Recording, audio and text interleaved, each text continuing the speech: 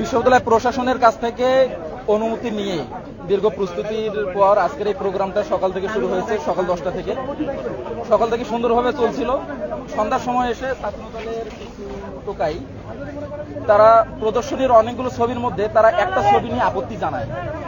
তো আপত্তি জানার পর তারা শান্ত প্রসিডিউরে না গিয়ে সরাসরি এসে চেয়ার ভাঙচুর করে।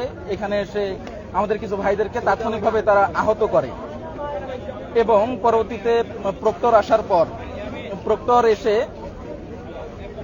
প্রক্টর ছাত্রদলের পক্ষ হয়ে আমাদেরকে এসে বারবার বলার চেষ্টা করতেছে, বোঝানোর চেষ্টা করতেছে যে তোমরা প্রদর্শনীর ওই ছবিটা নামিয়ে ফেলো, না হলে সমস্যা হবে। প্রক্টর স্যারের বক্তব্য ছিল এরকম যে তোমরা প্রদর্শনীর ওই ছবিটা নামিয়ে ফেলো, না হলে সমস্যা হবে। এর কিছুক্ষণ পরেই আমরা দেখতে পেলাম সমস্যা। ছাত্রদলের কিছু টোকাই আতর্কিতভাবে ইট দিয়ে আমাদের উপর ঢিল মারা শুরু করছিল।